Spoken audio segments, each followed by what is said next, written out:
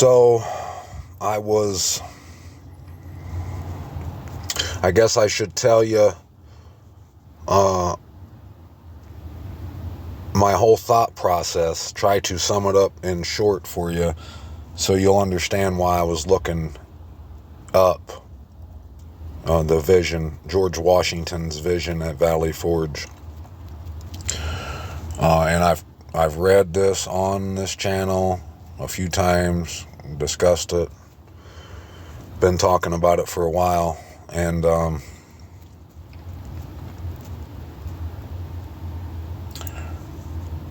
today when I went and, before I explained to you why I did, when I Googled it, the first article, the top entry was saying that it's fiction, that a author wrote it. It's a fictional, like, short story or something. And I've never seen that before until when I looked it up today. And that could be true. I don't know. I know what it says, and it sounds like it's legit, but I mean, I don't know. I mean, it could totally be debunked as far as I know. I don't know. And that's not why it's neither here nor there. Whether it was written and it's a fiction, a novel or whatever, that's neither here nor there regarding what I'm about to attempt to convey to y'all.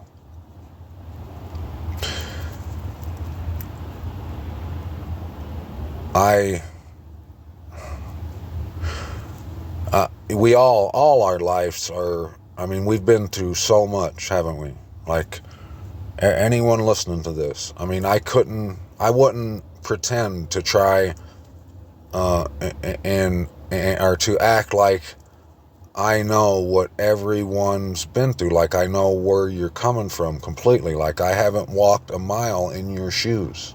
I don't know. You don't know, where I've been, what I've done. It's called understanding. One of the first things the Most High had to break me of, one of the first words, the spell that I was under, was of what understanding truly means. And I'm not talking about what most people, you hear most people on the internet talking about, saying that it means to understand, to stand under. I'm not talking about all that. I'm just talking about how we use it as a word and what it really implies when you're saying I understand. Okay? We're supposed to have understanding, right? Well, what most people do, and I was just talking to someone in the chat, in the comments about this, what most people do, and they have for a long time, and it's getting worse every day, is they don't ask questions about why you're saying something or where you're coming from. They don't want to know where you're coming from. They want to throw out wild assumptions, accusations. And when you try to get to the bottom of it, if you ask them, like, well, why are you saying that? Why do you think that about me? Why do you say that I'm doing that? They never do tell you why. We see the bottom of their Nikes. This is what happens daily, and it's been happening. And like I said, it's only ratcheting up. So it's rare for me. Like, I deal with this so much. This is what I do. And I deal with so many people who just love to uncover their heart and split, and all we see is those Nikes. They never do. They come and want to accuse, but they don't take a couple minutes of their time. They act like it's too much to ask for them to explain how they, what evidence they have for accusing you of something. They ain't interested in the truth. They just want to, so obviously it's the truth that whoever would do that, they just want to make accusations. That's what's going on. They don't care if you're true, right or not. They just want to slander, mock, and scoff. That's what they're doing. So we're told to have understanding. So You know, when I see someone who's you know, their car's broke down, they're overweight, whatever it is. Like, I try my best not to be judgmental, right? I try to have some understanding and think, you know, I don't know why they're fighting over there. I don't know what they've been through. I don't know. So it's not, I can't know. I'm not the Most High. I can only judge according to the information I've been given. So the fact that y'all, those of you who are asking comments and are asking questions in the comments, rather, those of you who are asking questions, thank you. Keep them coming. That is the name of the game, and that's the game that isn't being played. Not many are playing the game that ought to be played. No one, a lot of people say the word Berean a lot, but they're not about to get Berean style. They would rather cause discord, sow discord. So this morning I was thinking about, you know, more because I read every day. So the more proof I see, I see what I must convey, the message that I must try to attempt to convey to y'all, and I try to think of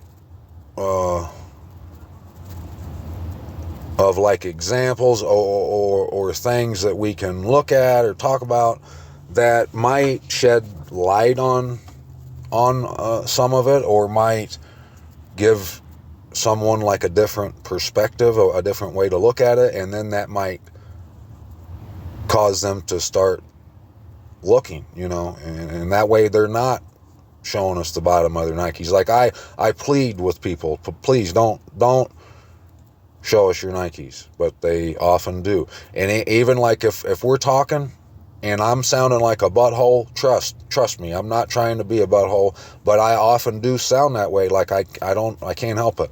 I've never have one time claimed to be good at this, but the fact still remains that this has to be done, and I can't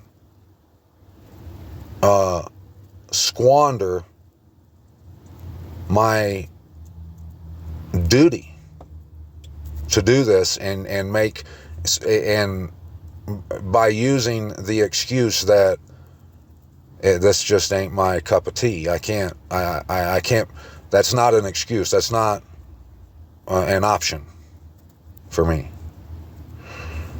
And it shouldn't be for any of us. We should all be ready to share this good news. And so, and obviously it's my job to try and present this to you. And if you don't see that, one day, if you stay hot on the trail like Toucan Sam, one day you'll see that it was my job to bring this to you. And it don't say that job is it never does say that the qualifications for that job is perfection or is good at anything. It don't say nothing like that. It just says to do it. It don't say you have to be a certain standard of speaker or anything like that. That's never said. Actually, to the contrary. This is all about humility and love. This is a love story. This is, how much do you love me? How many times have we heard in the scripture a character saying that they wouldn't be able to do it? They were like, well, why are you asking me to do it? I can't. And he always said, don't worry about what you'll say or how you'll speak. I know you stutter. I know. Don't worry about that. I'll put the words in your mouth that need to be put there at that time. You can't worry about it. And that's just more of our shedding of pride, of our self-consciousness. Like, you know, we can't think that way. We have to be willing to be understanding that I'm human. And you know what? I have to let y'all, my listeners, know that I'm human and that I do these things. I make mistakes all the time, because if I try to act like I don't, then none of this is true. This isn't genuine. This is me wanting to build some kind of a facade, make you think that I'm someone that I'm not. That's the wrong foot to get started on. We have to be open and honest with one another. So I was thinking about what, you know, I was trying to find an example that I know in my mind that I could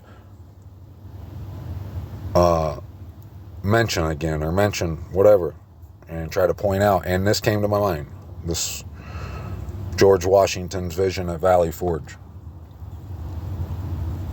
And so I went and I Googled it. Like I said, the first entry was saying that it's a novel, that it's fiction. And I never went and looked into that. I really don't care either way. But one thing that I found was, where's it at? The second one down, the second entry down, was Amazon, whatever, for this book. And it's written by someone who loves Yahuwah, called The Hidden Mountain. And I never got to go in and look at this is it right here. This is the second from the top. It took me right to here. And the person, they got a YouTube channel and stuff. I went and looked at it briefly, but I didn't have much time. And I'm going to go back. I left a comment on one of their videos and asked them why they named this book Hidden Mountain. I mean, duh. So hopefully they respond. I don't know, but I'm going to try to discover who that person is and what they're talking about, because I want to know. But one thing that got me thinking about that too, about trying to find a good example to, you know, some kind of illustration to discuss with y'all, what got me onto that lead, that trail, was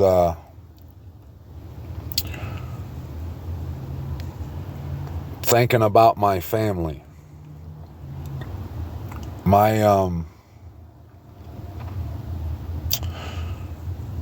Without getting into detail, and trust me when I tell you this isn't me having a pity party. This isn't me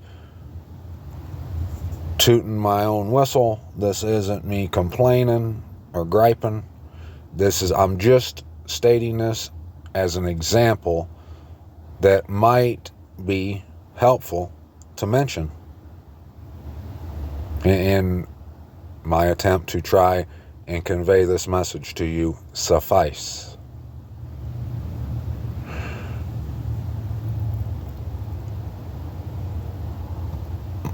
All my relationships that I think I've ever had, except for maybe 2 relationships, which was my grandma, my granny. I called her Granny. All the grandkids called her Granny. I lived with her when I was a teenager, just me and her and my uncle. Like those 2 people, like I can honestly say that they never needed anything from me. It was the other way around, but it was a mutual love and respect, and we just loved each other. All the other relationships, it's often that the fact that they could care less about me or what I think or how I feel, and they don't mind uncovering their heart, letting me know they talking about me. They let me know that I'm insane, and they let me know what they think about me, but they never can show me why that's the case. That fact that they let me know that the fact is that they got no problem using and abusing me. They got no problem with me knowing that they do that. And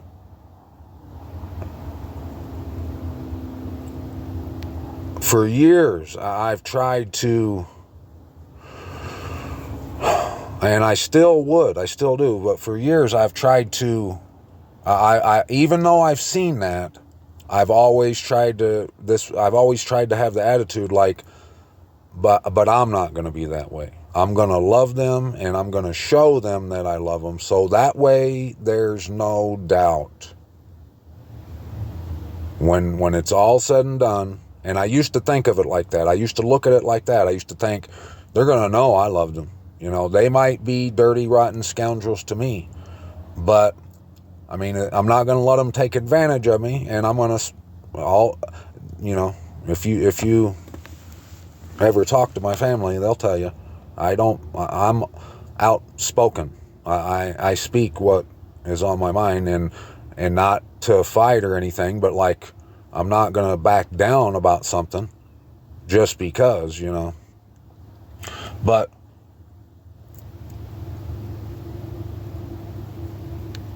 now I used to be of that mindset to where I was just going to show them, and then I got to where I started to use that tool of all things as unto Yahuwah. And that's how I've been operating for a while now. I'm not perfect. I mean, there's a lot of times I'd be doing something that I'll look back and realize the whole thing wasn't unto Yahuwah, that I was just being a jackass or something, So I'm not perfect. Don't think that I'm saying I'm perfect at anything. But because of that, I've come to a place in my life now where I've gotten so far away from trying to make them know that, like trying to prove that to them. Like I still would do whatever love requires of anyone, but I used to try to cause whoever, I used to try to explain myself to everyone and make sure everyone saw why I did, or you know what I mean? Like I didn't want anyone to think, because no one has understanding, you know what I mean? Like, if you don't hurry up and tell them why you've done something or said something, they'll go on thinking that you did it for this reason, and then it'll just, a whole avalanche of problems will come from it. So I used to try to explain, whatever, if you want to call it mansplaining, I guess maybe that's what it was. I don't know. But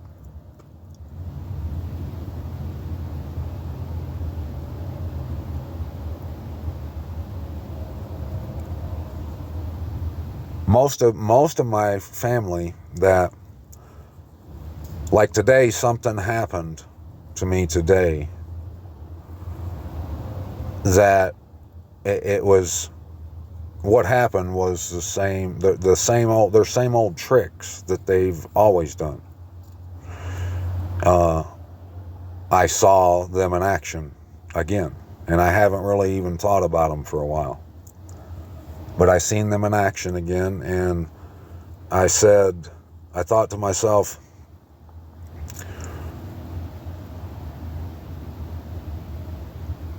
they've always tried to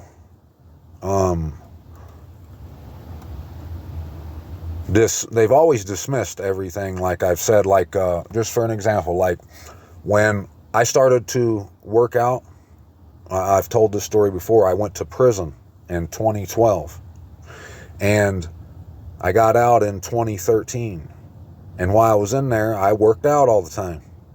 And before that I never did anything. Like once in a great while I would, but nothing. I never ran, nothing. Well, when I got out, that's all I wanted to do. And all my family members tried to laugh about it, make fun of me. They tried to discourage me. They accused me of taking steroids. They would find something. They would, like, I could walk up and not say nothing. It ain't like I'd walk up and say, look at me. But I would just like walk up or see someone, and it didn't take long for them to point out something about me that that could use some work or something. You know what I mean? Like, no one ever just come up, and I wasn't asking anybody to do this, but no one ever come up and was like, none of my family anyway, came up and was like, man, I'm glad to see you actually care, about your body, and you're exercising, you look healthy, I'm happy. No one ever said that. They all would, I could walk up and they would say, oh, think you're getting big, huh? Well, yeah, but look at that. Don't you work out your legs or whatever? Like if they knew I was trying to get big, they'd say, you look skinny. You know what I'm saying? So that's just one example. Like when I quit eating pork, it drove them nuts. They had to, when I quit celebrating the holidays, they had a family meeting. They tried to have an intervention for me. You know what I mean? Tried to persuade me to have a Christmas tree in my house that had nothing to do with them. They said that it was a shame that I didn't do it for my kids. And that conversation would end every time when I would say, if they would say, well, why can't you let the kids have a Christmas tree?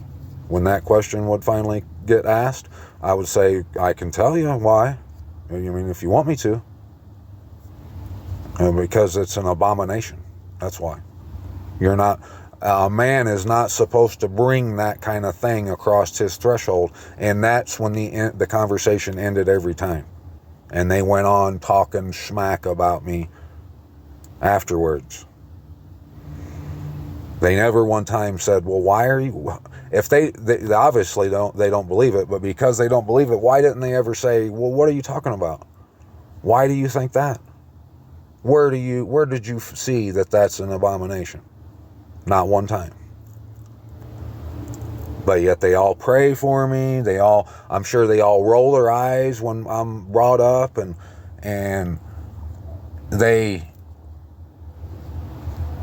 but keep this in mind. I've said this before. For years, before all this, before I changed my life, for years, I realized that I was the only one that made an effort into staying in touch. I was the one that would call. I would come to their house. They never, like I would have had a heart attack if somebody would just popped into my house. Never. If I did that to them, they'd want to fist fight me for just showing up to my brothers or my sisters, or, you know what I mean? And hadn't seen them in forever. Just crazy stuff. Insane stuff. So I tried for years. I refused to be to do, I mean, you can say to do what they did, because that's what they did. They didn't, if I would have never called or shopped, we would have never seen them, except for on the holidays. When the holidays come around, or a birthday party, the only reason that anyone might call me or say something is to shame me, and it's because they're sitting there talking smack about me, and they want to sit and laugh and poke fun about why I'm not there or what I'm not doing. That's the whole deal. So there's been no love, and at most of my family, I provided for them at some point in my history. I was their golden child. I was making them profit. You know, they leaned on something that I provided for a gain, and during those times, they basically kissed my rear end. You know what I mean? Like they wouldn't let no one say nothing bad about me at that time. But when that stopped, it's like anyone can say anything about me now. And like I said, I'm not saying this because I'm wanting to complain about them. I've done that enough. That's not why I brought it up. And it should just be more evidence of how much I love you and how serious about all this I am. And that being how that I bring it up, knowing damn well that I know what people would think and what I'm risking by bringing it up. I know I'm risking sounding a certain way, but that it doesn't negate the fact that I have a message to attempt to convey. So you can laugh and do whatever you want, say whatever you want. If you know, at my expense, I'm willing to do this. I don't care. If you can get this message, hey, let's keep doing it. I don't care.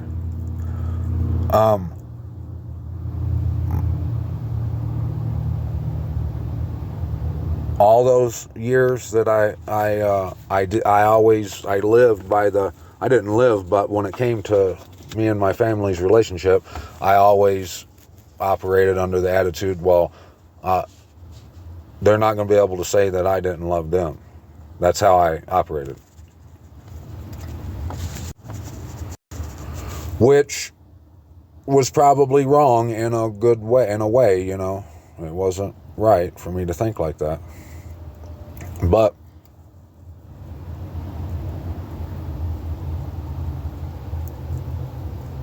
they all, I mean, you hear in the Bible when you read where it says things like, I was a byword in their mouth, in my family's mouth, you know.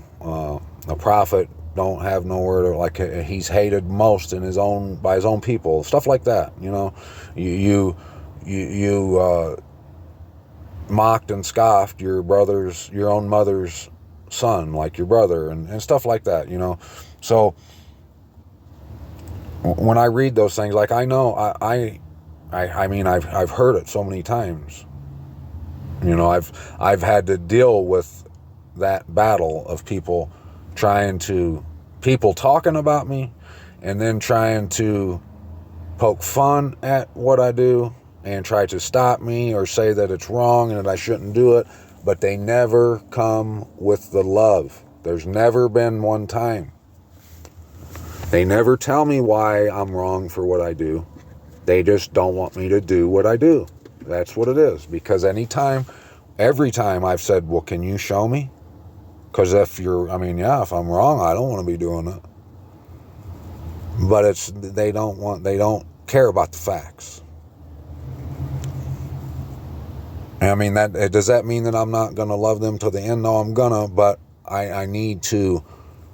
I think I'm doing the right thing by just moving away from all that, from caring what they think.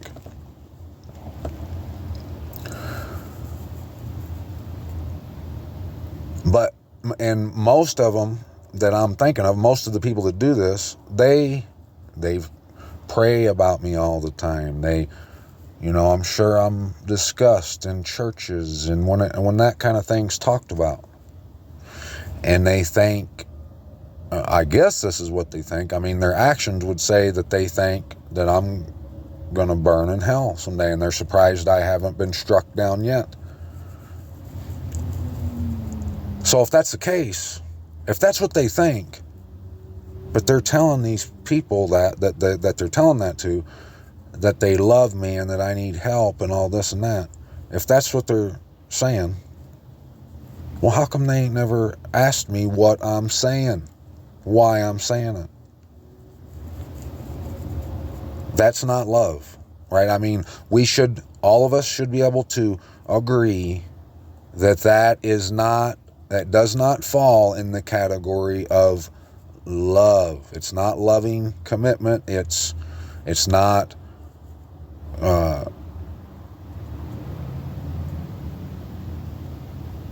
someone being kind or understanding or courteous, respect, nothing. So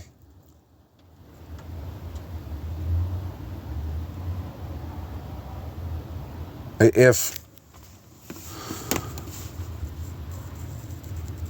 you're someone who you don't agree with what I'm saying, like I was saying to Matt there, and I know I'm horrible at getting this message out, but it's, if at the end of it, if the truth hasn't been discussed, and yes, there's going to be things that I will forget to say and leave out on accident stuff. Yeah, that's going to happen. I mean, this is an ongoing thing. But if I'm just making something up, if what I've said, this message that I've attempted to convey to you, is nothing but hogwash, well, I want to know. I mean, but it ain't going to be. It will be the truth. Just like I was saying, if they really love me like they want everyone to think, and they're really afraid for my life, then they would ask me what I'm doing, right? They wouldn't just dismiss it. If you say you love the Most High, if you say you love the Most High, and you're probably someone that says that you love him and that you're his child, his son or his daughter, right? Well, how can we say we're his son or his daughter if we don't consider coming back, returning to our set-apart dwelling place, receiving our inheritance, doing that which is continual?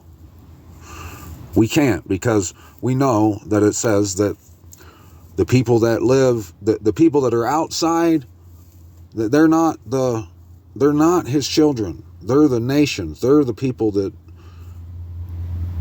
are out there doing what their fathers, they're following after their own will. His children, they do what is right, what has been commanded. I mean, that's why he says all through it, like when he's talking about doing that which is continual, he says this is an everlasting law. You must do it throughout your generations. Those things are things we have to do if we really are his children. And if we're saying we're his children, but we're saying at the same time that we don't have to do those things, what's the truth? Is it true that we are his children? Or is it true that we're just giving lip service and that we're not truly his children? I'm sure you would say that that's true. But maybe you're someone who thinks that we don't go back to our inheritance and get it until after everything's over, after we die or whatever. That we ain't supposed to return. I've been asking the question, like, look at what it would take to stay and not return physically now versus what it would take to physically return and go, and in the face of opposition. Look at what it would gain. Look at what it would gain this way. Weigh it out. Put it on the scale and weigh it. If you truly are a lover of the Most High and you're His child, you'll do that. That's no question. That's a given. Because we love the Most High, right? We love our brethren. That's that brotherly love. If you love me. If you're a Yasharal, well, me too. I'm your brother. And if anyone would think that someone ain't their brother because they don't, whatever, they're not, whoever's thinking that, they're not the brother.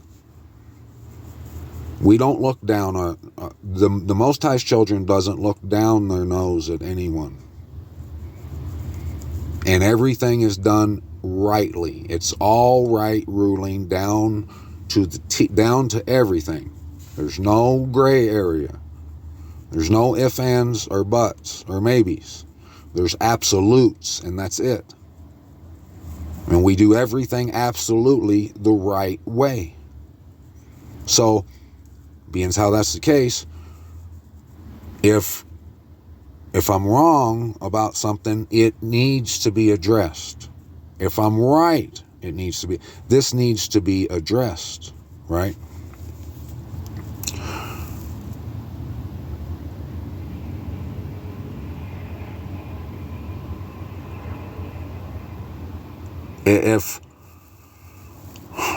If we are to be, we want to be set apart, right? We all can say that we don't want to be like the world. We don't want to do the things the world does.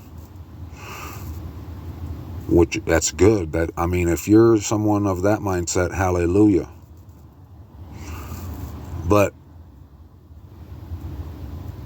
we need to, shouldn't we be that way with everything that we possibly can, right?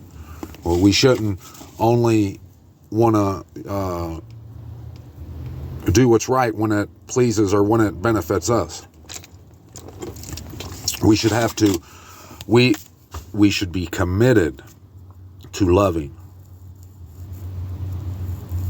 and doing what's right, saying what's right at all times. Would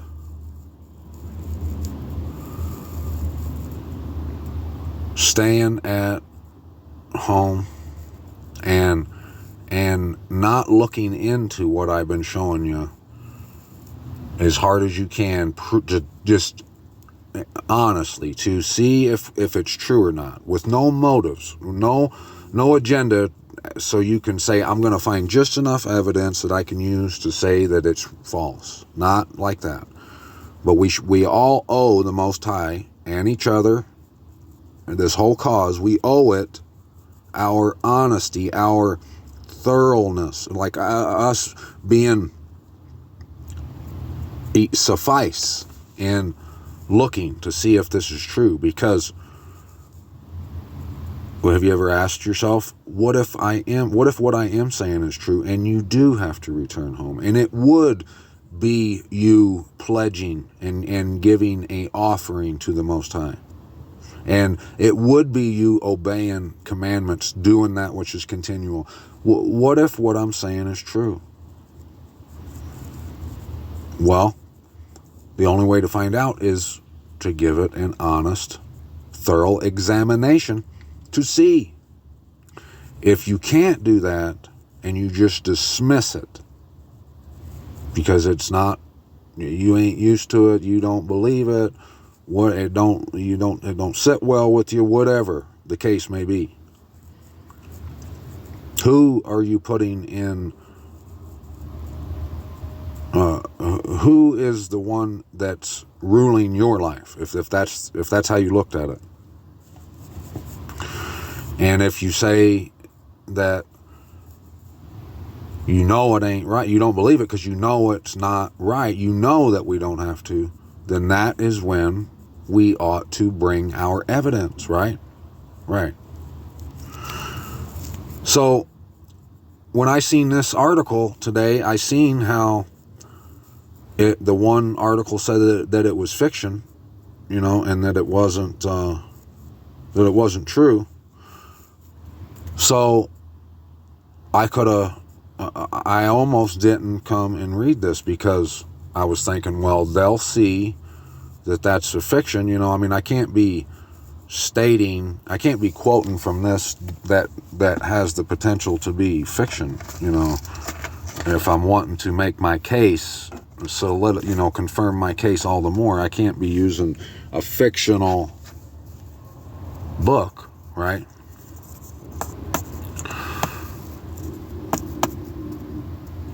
But what if what this fiction says makes sense and it sounds like it is what the Bible's been saying is? Can we use it? Can we just look at it? Or is it nonsense to us because it's not what we're used to?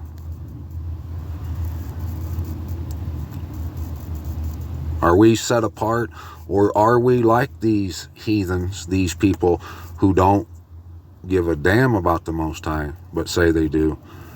And you can clearly see it. His actions, you know, actions speak louder than words, right? I mean, we've all been known that since we were little. Yeah. Words don't do much talking. The walking is what does the talking. Put your Berean boots on. Strap them up tight. Show the Most High and me and the rest of us the cause.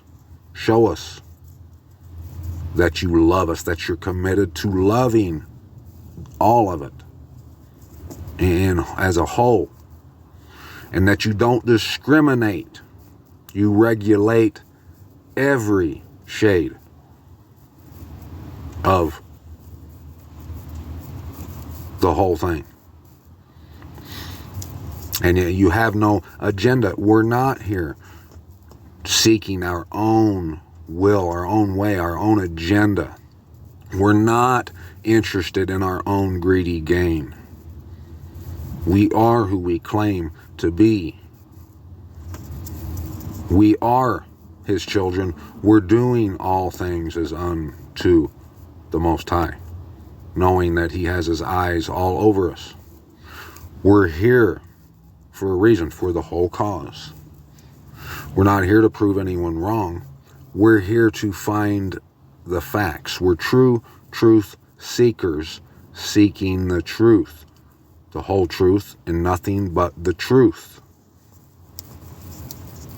There's no distance that's too far that we ain't willing to go for the Most High, for our brethren, for the whole cause, for the truth,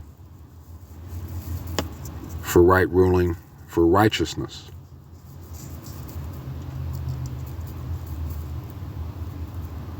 Hopefully, everyone is in agreement with all that. And if that's the case, be attentive to what this is saying and all the rest of the stuff I'm going to show you, and honestly look at it honestly. Right here is this section. I guess it's could be titled as the first threat. This is supposedly, I think we'll say, I don't know if it's Washington saying this or a man writing what he said he saw Washington experiencing. I don't know. We'll see. Presently, I heard a voice saying, "Son of the Republic, look and learn," while at the same time my visitor extended her arm eastwardly. I now beheld a heavy white vapor at some distance, rising fold upon fold. This gradually dissipated, and I looked upon a strange scene. Before me lay spread out in one vast plain all the countries of the world, Europe, Asia, Africa, and America. I saw rolling and tossing between Europe and America the billows of the Atlantic, and between Asia and America lay the Pacific. Son of the Republic, said the same mysterious voice as before. Look and learn. At that moment I beheld a dark, shadowy being like an angel standing, or rather floating, in midair between Europe and America, dipping water out of the ocean. In the hollow of each hand he sprinkled some upon America with his right hand, and with his left hand he cast some on Europe. And immediately a cloud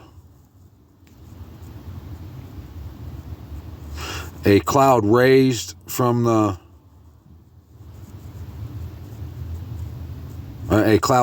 these countries and joined in mid-ocean. For a while it remained stationary and then moved slowly westward until it enveloped America in its murky folds. Sharp flashes of lightning gleamed through it at intervals. So just think about that for a second. Sharp flashes of lightning. It enveloped America, and then sharp flashes of lightning gleamed through it at intervals. And I heard the smothered groans and cries of the American people. A second time the angel dipped water from the ocean and sprinkled it out as before. The dark cloud was then drawn back to the ocean, in whose heaving billows it sank from view. A third time I heard the mysterious voice saying, Son of the Republic, look and learn. I cast my eyes upon America and beheld villages and towns and cities springing up one after another, until the whole land from the Atlantic to the Pacific was dotted with them. Again I heard the mysterious voice saying, Son of the Republic, look and learn.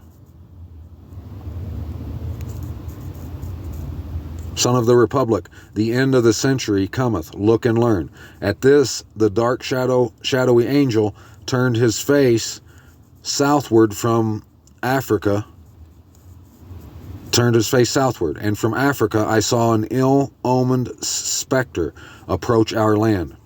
It flitted slowly over every town and city of the latter.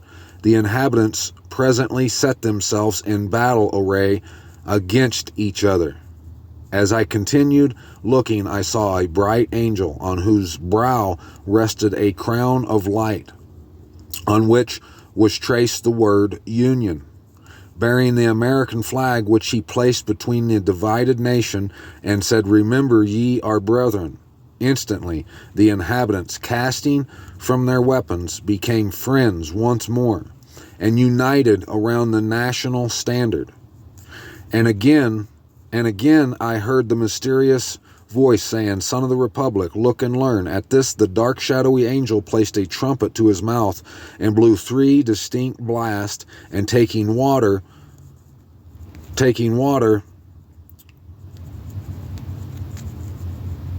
they were soon joined into one.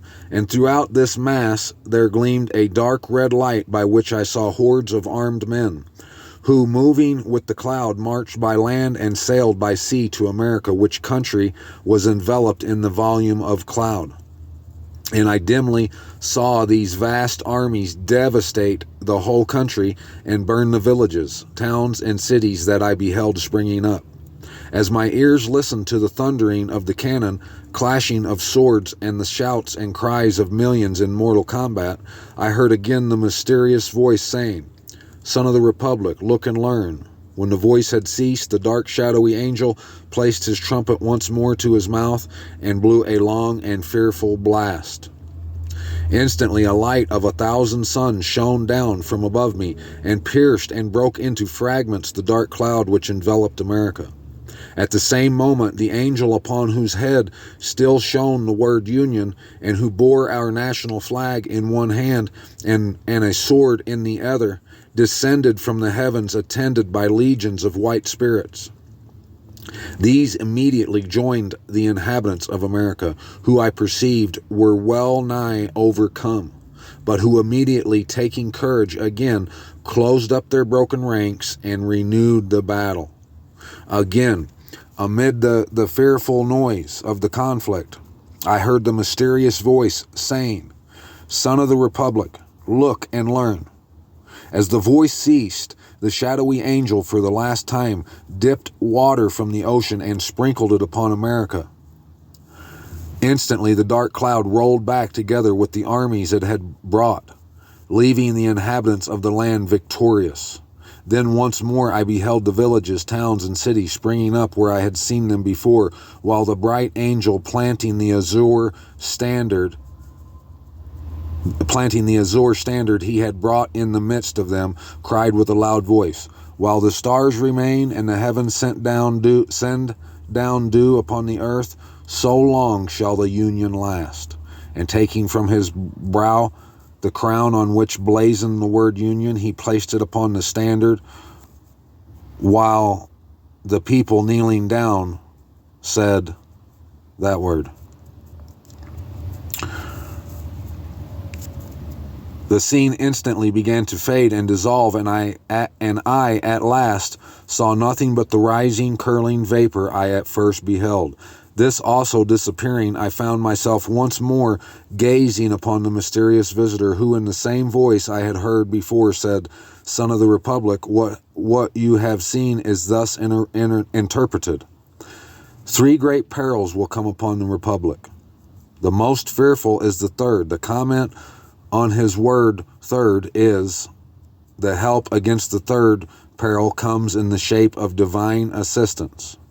Apparently the second advent, I don't know what the second advent is, passing which the whole world united shall not prevail against her.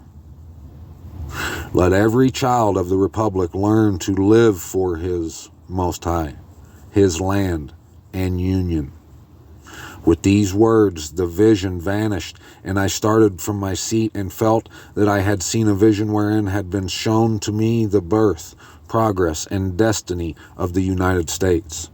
Such, my friends, concluded the venerable narrator, were the words I heard from Washington's own lips, and America will do well to profit them.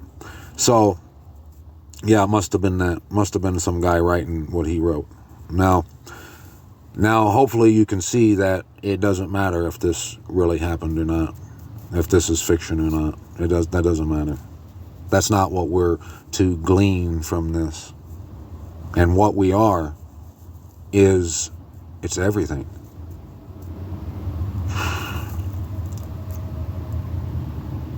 He said that the messenger had a sword, the word, the crown, that he hung on the standard, the azure standard, which represents our land, right? And if this did happen, and the Most High showed him a vision of the flag and everything, that had to happen back then, because America had to rise up in supremacy, whatever happens, and greatness or whatever. It had to do all that to get everything to where it is today, to get the end to come about, for everything to be completed. It had to happen. So why George Washington saw the American flag and he said "Son of the Republic," all that, that's above my pay grade. I don't know why that would happen if this is true.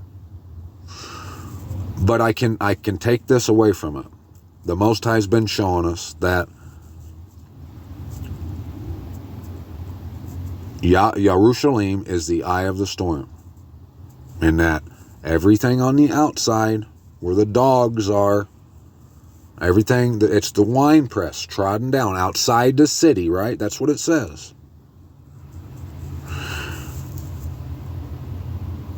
And Washington had a vision of that happening in America, in the middle of America. There's more to this. It said where they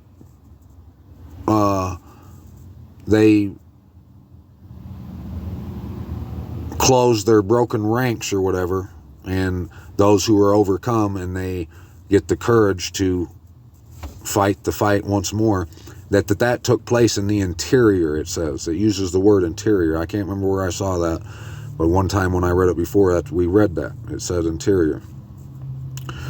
But I mean, nevertheless, it says America. The author of this wrote that it happened to America, and that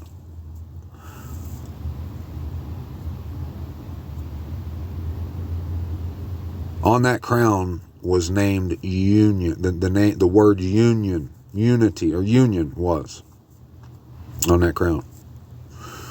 Now, if we're a family, are we supposed to be unified? Are we supposed to band together, come together?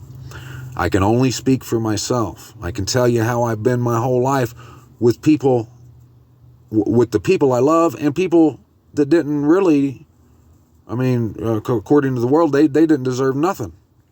I've whipped people's ass before over saying stuff about people that I really didn't even care about. To be honest, at the time. But I never let people come up and talk about my family, about, like, you're going to come up, and that has always just, pissed me smooth all the way off when someone comes up. And for these reasons. For one, like, if you're talking about my brother, my sister, my mom, my dad, anybody like that, and you think you can come up and talk and gossip about them, to me, you got me messed up. And secondly, you must have no respect for me to think you can come up and I'm going to let you talk about my brothers and my sister, whoever it is. It's just not happening. That's how I've always been. And I'm going to continue to be that way.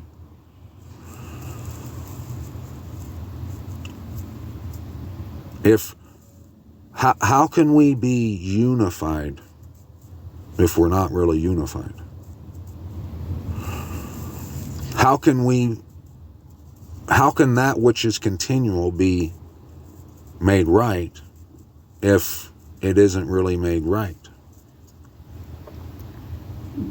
If the imposter, if it's true that there is an imposter and it's got the whole world, our brothers and sisters, blind, it's blinded them and they're led astray. If that's the truth, are we unified if we're just letting that happen without a fight?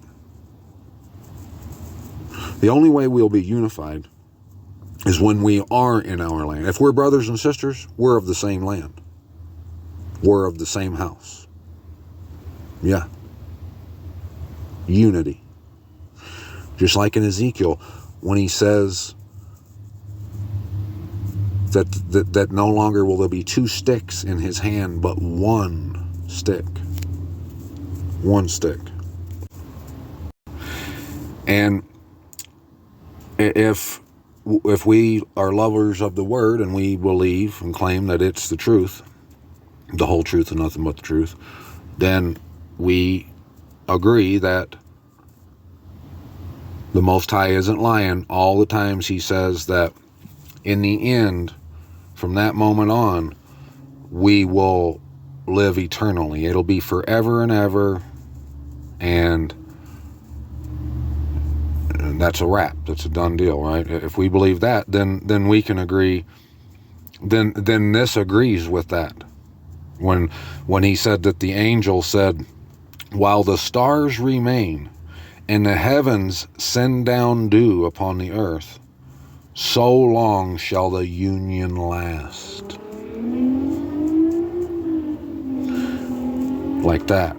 And if this did happen, and this was a vision at Valley Forge, it actually happened, and he's seen the three perils, and that the last one was the end. After that, it was a union built that would last forever. It's an agreement with what the word says. And it's an agreement with logic, common sense. That those of us who will be there in the kingdom, in the reign, will be unified. We will be committed to loving one another. We won't gossip about one another and let other people gossip about our brothers and our sisters. None of that blaspheming will take place. None of that scoffing and mocking.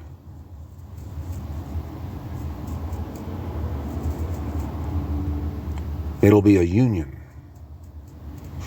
And if this did happen and it was in America, it's in complete agreement with everything that I've been sharing from the Bible this whole time.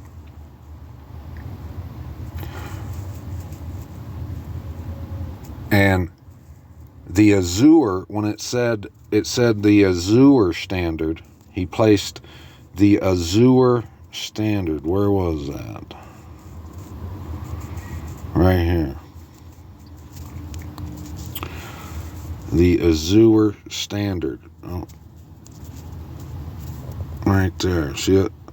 Planting the Azure standard he had brought in the midst of them, cried with a loud voice. Now, I looked up Azure.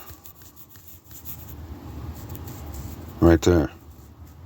Definition of Azure. Of or having a light purplish shade of blue, like that of a clear and unclouded sky. Unclouded sky.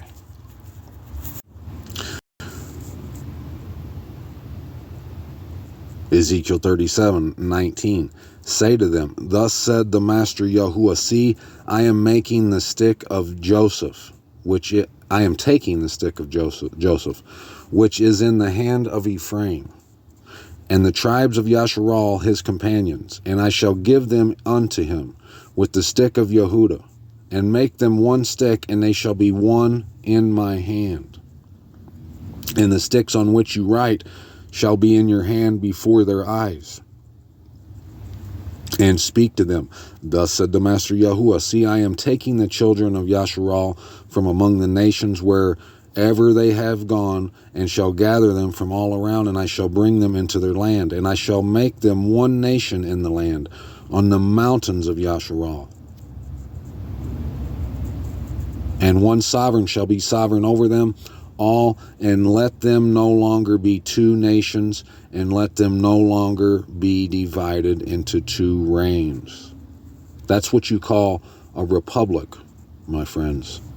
That's the definition of a republic. But you can see it's that one stick. It's that unity in his hand, right? Now let's get to context. Because we're unified, baby. The hand of Yahuwah was upon me, and took me out by the Spirit of Yahuwah, and sat me down in the midst of the valley. In the valley. And it was filled with bones. And he made me pass among them all around, and see, there were very many on the surface of the valley, and see, they were very dry. And he said to me, Son of man, would these bones live? And I said, O Master Yahuwah, you know. Again he said to me, prophesy to these bones, and you shall say to them, O dry bones, hear the word of Yahuwah. Thus said the Master Yahuwah to these bones, see, I am bringing into you a spirit, and you shall live. And I shall put sinews on you, and bring flesh upon you, and cover you with skin, and put a spirit in you, and you shall live, and you shall know that I am Yahuwah. Is anyone thinking that this is literal? That these are literal bones that he's talking to? The valley of the dry bones? And I prophesied as I was commanded, and as I prophesied there was a noise, and there was a rattling, and the bones came together, bone to bone. And I looked and saw sinews and flesh come upon them, and skin covered them, but there was no spirit in them. He then said to me, prophesy to the spirit, prophesy, son of man, and you shall say to the spirit, thus said the Master Yahuwah, come from the four winds, O spirit, and breathe on these killed ones so that they live. And I prophesied as he commanded me, and the spirit came into them, and they lived and stood upon their feet, a very great army. And he said to me, Son of man, these bones are all the house of Yasharal. See, they say, our bones are dry, our expectancy has perished, and we ourselves have been cut off. Cut off. Where do we hear that? That you be cut off. Therefore prophesy, and you shall say to them, Thus said the Master Yahuwah, See, O my people, I am opening your burial sites, and shall bring you up from your burial sites, and shall bring you into the land of Yasharal. And you shall know that I am Yahuwah when I open your burial sites, my people, and bring you up from your burial sites. And I shall put my spirit in you, and you shall live, and I shall settle you in your own land. And you shall know that I, Yahuwah, have spoken, and I have done it, declares Yahuwah. And the word of Yahuwah came to me, saying, And you, son of man, take a stick for yourself, and ride on it, for Yehuda and for the children of Yasharal, his companions. Then take another stick and ride on it, for Joseph, the stick of Ephraim, and for all the house of Yasharal, his companions. Then bring them together for yourself into one stick, and they shall become one in your hand. And when the children of your people speak to you, saying, Won't you show us what you mean by these? Say to them, Thus said the Master Yahuwah, See, I am taking the stick of Joseph, which is in the hand of Ephraim, and the tribes of Yasharal, his companions, and I shall give them unto him with the stick of Yehuda, and make them one stick, and they shall be one in my hand. And the sticks on which you write shall be in your hand before their eyes, and speak to them. Thus said the Master Yahuwah, See, I am taking the children of Yasharal from among the nations, wherever they have gone, and shall gather them from all around, and I shall bring them into their land.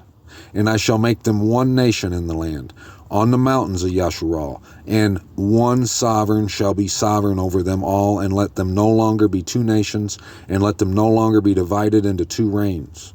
And they shall no longer defile themselves with their idols, nor with their disgusting matters, nor with any of their transgressions. And I shall save them from all their dwelling places, in which they have sinned. They sinned in their dwelling places. And I shall cleanse them, and they shall be my people, and I be their mighty Most High. While David, my servant, is sovereign over them. And they shall all have one shepherd, and walk in my right rulings, and guard my laws, and shall do them. And they shall dwell in the land that I have given to Jacob, my servant, where your fathers dwelt. And they shall dwell in it, they and their children's children, forever.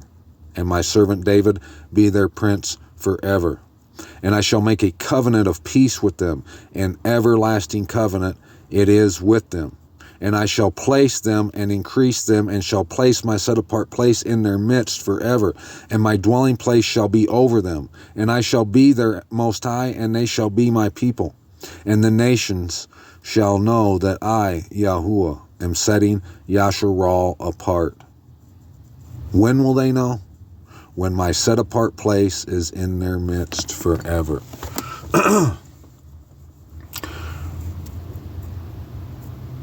Being how we've agreed that unification is a must, it's priority. And then we're in agreement that we're not playing, that this is serious business. That this isn't a facade. This isn't a show. I'm not talking smack, calling you my brother, but behind your back, you're just like any other. That's not what I intend to do. That's not what I'm doing. This is serious. I want that unification. I want to be a part of that one stick in our land with our inheritance. Can we be that if we don't care about the land?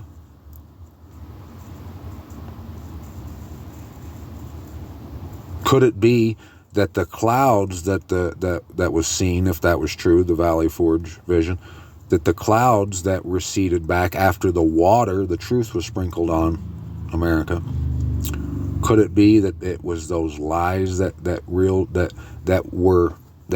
dissipated, and because of that, those who were left, who were overcome, who regained enough courage to strengthen the ranks into a union, everlasting?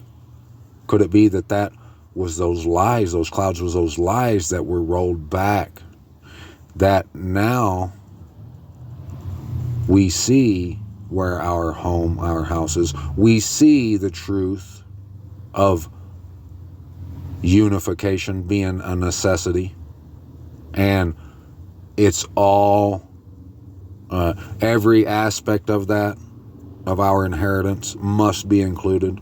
That we're not getting our inheritance without the land.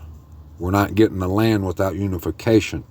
We're not getting unification without brotherly love, without the truth, without our Abba, our Father, Abba Yahuwah the Most High, our Sovereign. We're not getting all of it unless it's all of it. We were probably in agreement with that, right? So, what is it now that will stop you from searching out?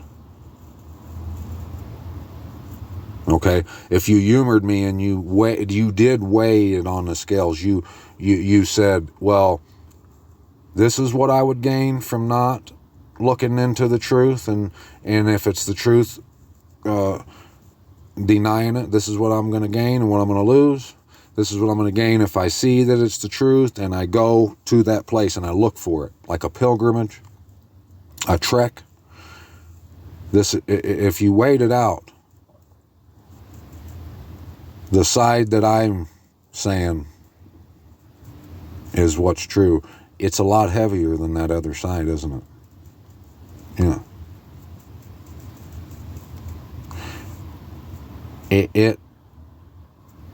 It wouldn't be, you aren't throwing much into the pot. You know, you don't have many dogs in the race if you don't really care about the unification. If that's just something that the Most High can handle when you're dead, after you rose from the dead, and then you'll be unified.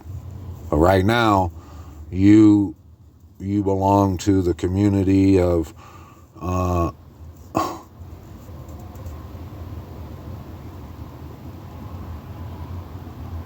Chattanooga, Tennessee, I don't know, wherever it is you are. Is your devotion to that community or that place or them people, is that unification with your people, the Most High's people, who will live in union forever? It's not, is it? This is something that has to be chosen now. Otherwise, you would be cheating, and that's not how this works. If you think you don't need it now, and you can just live out your life and die, or whatever it is you think that you're going to do, your expectation, and then you can deal with it then, but you don't have to deal with it now, that's not common sense. That's not how the Most High would work. If that's how he was, we wouldn't have none of these stories that we have in Scripture. The Exodus wouldn't have happened. Noah wouldn't have built the boat. He wouldn't have been told to. The animals wouldn't have came 2 by 2. David wouldn't have slung the stone and hit Goliath. None of this stuff would have happened. But it all has happened for one purpose, one mission, and that is to guide us back and whistle for us so that we return to our inheritance, our land, in unification, lovingly committed, bowdy, suited and booted,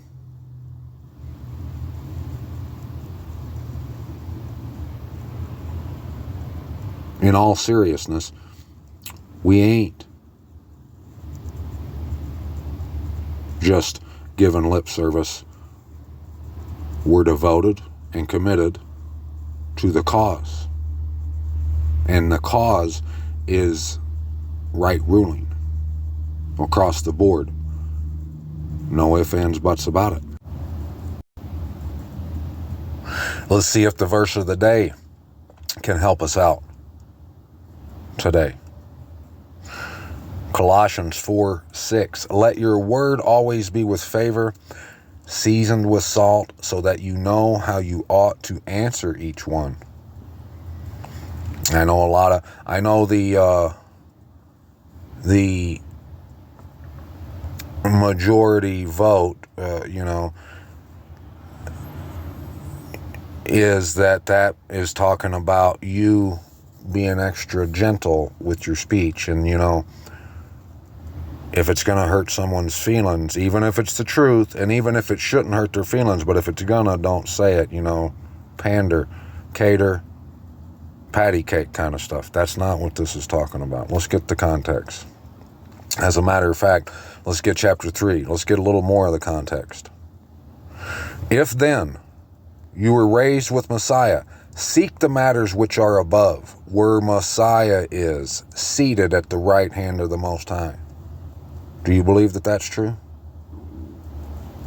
That he's seated, and we ought to seek those kind of matters?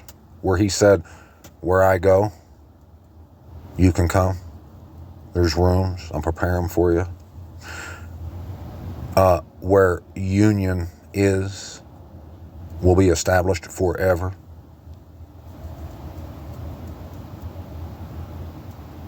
Where mocking and scoffing is obsolete. Mind the matters above, not those on the earth. For you have died, and your life has been hidden with Messiah in the Most High. Did they literally die? Have we ever heard in the Word that the resurrection is a bunch of skeletons that didn't have any life in them? And that at that time he put skin and meat and all that stuff on them, and that's the house of Yasharal? That wasn't literal, my friends.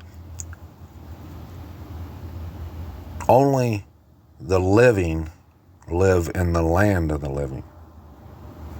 Anyone outside the land of the living is dead. They have no life in them.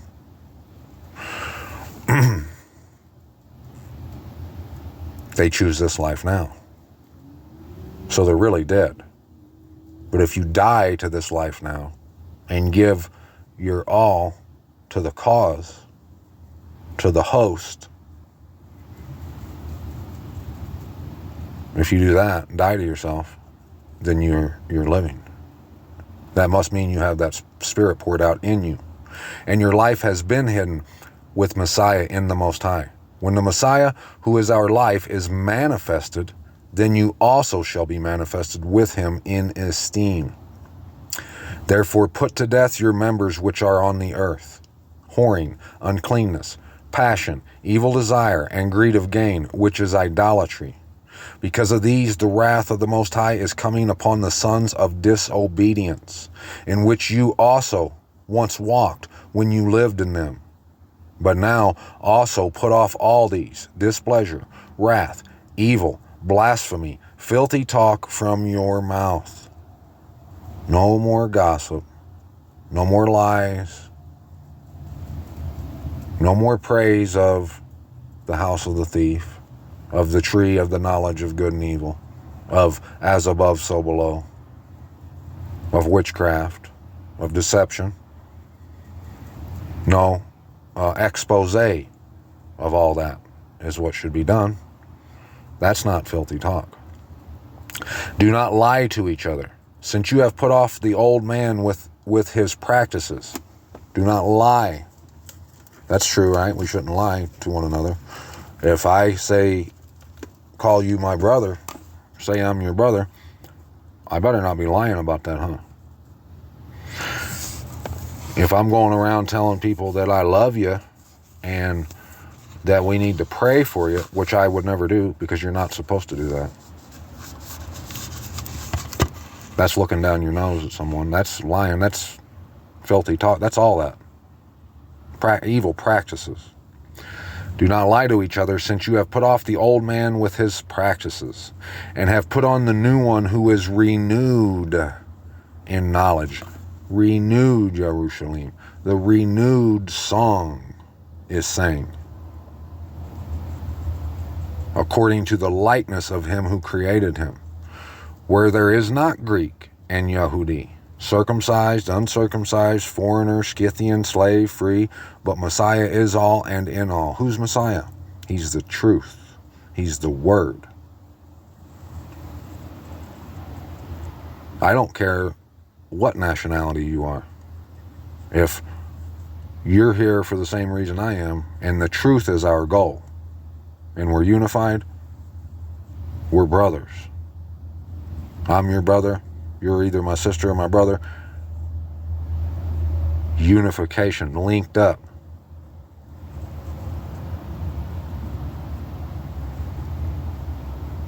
With no lie.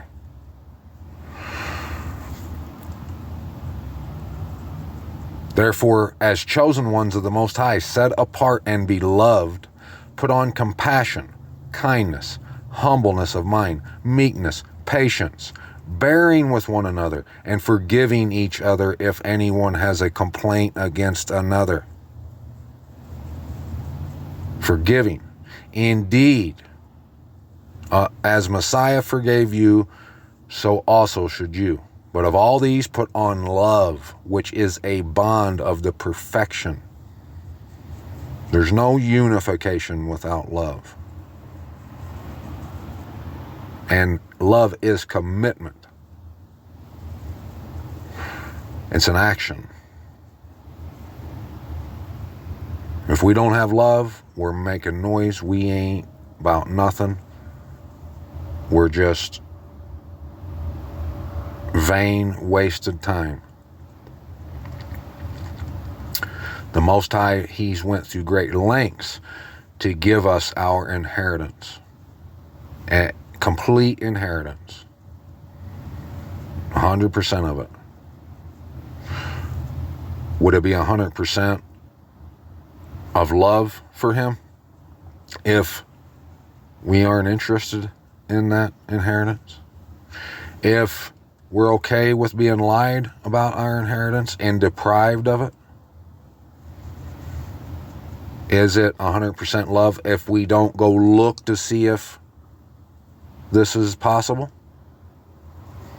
Are we humble if we think that it can't be possible, that we could have never had something like that go over our heads? That we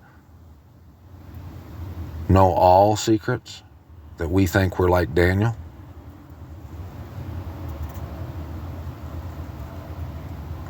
Put it on the scale, my friends. And let your goal be what we're reading right now. Let the peace of the Most High rule in your hearts. Across the board. Committed. To which indeed you were called in one body, and be filled with thanks. Let the word of Messiah dwell in you richly, teaching and admonishing one another in all wisdom, singing with pleasure in your hearts to the Master in psalms and songs of praise and spiritual songs. Spiritual songs. Pilgrimage, that's a song. Face down, that's a song. His will, not ours. That's a song. That's the song of the Lamb. Passover. Eat all the lamb. Put the blood on the doorpost. Get in your house. And understand that you don't call the shots. You ain't no shot caller. There's only one. He called the shot. It was get in your house, put the blood on the door, eat all the lamb, suited and booted, strapped up, bags packed, car gassed, ready to go. In the morning, we ride. That's the truth. Don't laugh at that, because if you are, there's your sign right there. If you don't take this seriously, there's your sign. That's the mirror you're looking in right now. And whatever you do in word or deed, do all in the name of the Master Yahusha, in the word, in the truth, in the way, in the life, giving thanks to the Most High, the Father, through Him. How do we give thanks? We abide by the truth. We love the truth. We thirst for the truth. We demand the truth, the whole truth, and nothing but the whole truth.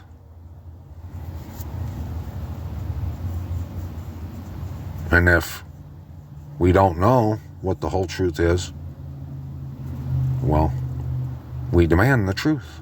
We find the truth. And that truth, when it's found, is what we do.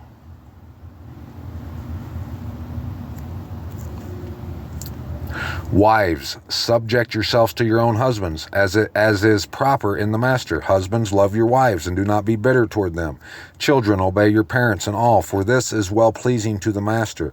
Fathers, do not provoke your children, lest they become discouraged. Servants, obey your masters according to the flesh in all respects, not with eye service, as men pleasers, but in sincerity of heart, fearing, face down, fearing the Most High.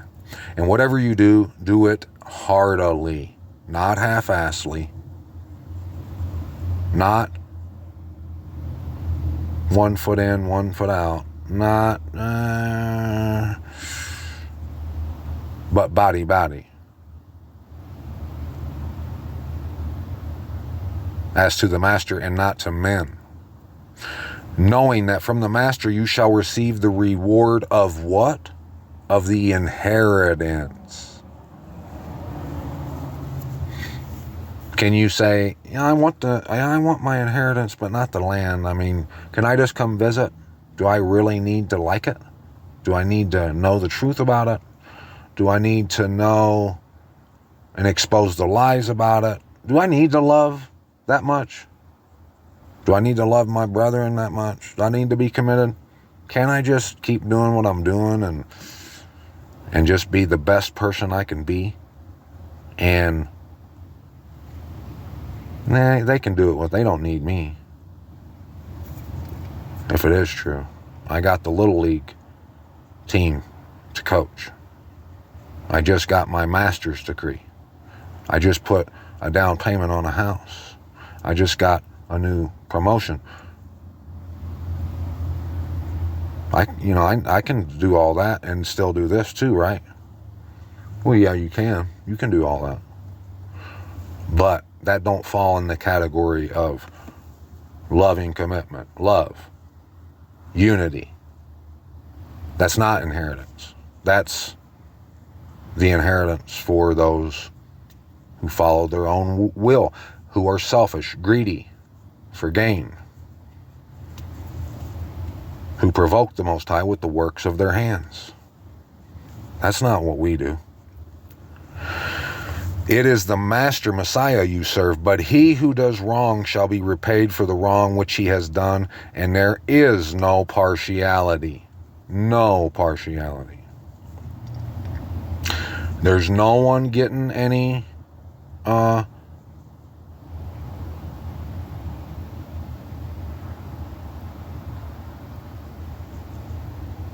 there's no favoritism. There's not going to be any exceptions. No one is the exception. No one gets to say, yeah, I didn't have to make that trek and do all that and want my inheritance and take it because I'm the best person there is. Like, I keep the law more than everyone I know. That's not. Well, right there, if that's your attitude, if that's your thought, you kept it worse than anyone probably. Because looking down your nose you can't. It nullifies all those gains that you think you made. Masters, give your servants what is righteous and fair, knowing that you also have a master in the heavens. Continue in prayer, watching therein with thanksgiving, praying at the same time also for us that the Most High would open to us a door for the word to speak the secret of Messiah, for which I am also in chains, so that I make it clear as I should speak. Walk in wisdom toward those who are outside, redeeming the time. Let your word also be with favor, not mocking and scoffing, not to beat or to jab or to injure, but favor. Well, can you show me? That's interesting. Yeah, I'm not doubting you. God, let's see. Good going. You know, I mean, way to go that you found this truth. I mean, why would I think that you're not a good enough person to find something true? That's not speaking with favor. Seasoned with salt. Seasoned with salt. Yeah, we speak with favor, but we don't kiss people's ass. We don't just let them run us down into the ground in our brethren and our Most High. Not seasoned like that. No, seasoned with right ruling, so that you know how you ought to answer each one. The bottom of the Nikes is not, it's never an answer. That's denial. That's not love, that's hate. Tychicus, who is a beloved brother, a true servant, and a fellow servant in the Master, shall give you all the news about me. I am sending him to you for this purpose, to your circumstances, and to encourage your hearts. With Onesimus,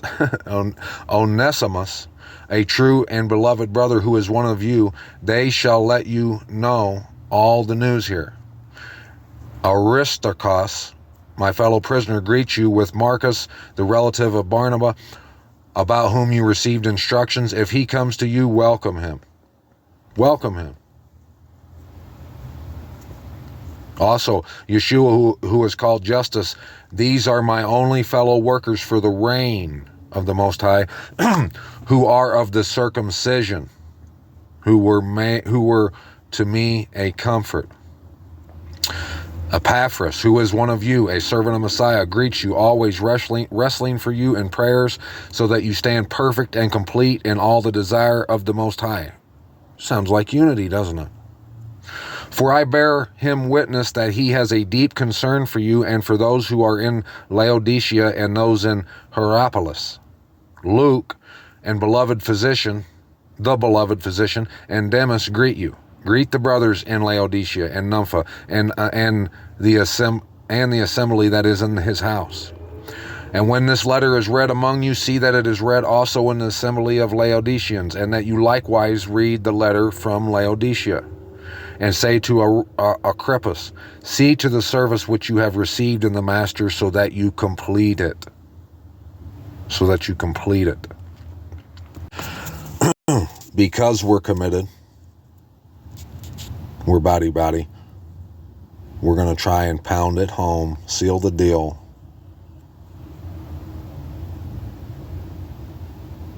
(57) Isaiah. The righteous one has perished, and no one takes it to heart.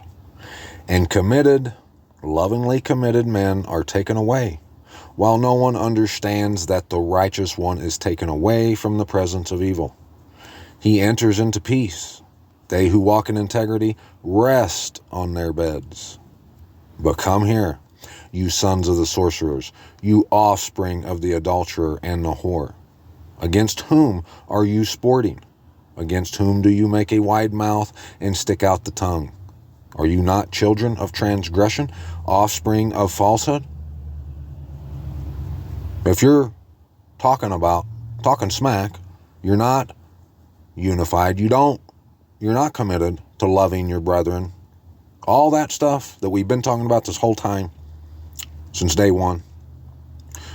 If you're not about any of that, about all of it, and not leaving any of it out, if you're not about that, you're not children of the Most High. You can say you are all you want. That's why he said, against whom are you sporting? Are you not children of transgression, offspring of falsehood, being inflamed with mighty ones under every green tree? If you don't celebrate Christmas, hallelujah. Praise the Most High that you don't. But if you follow your own way, that's under a green tree too.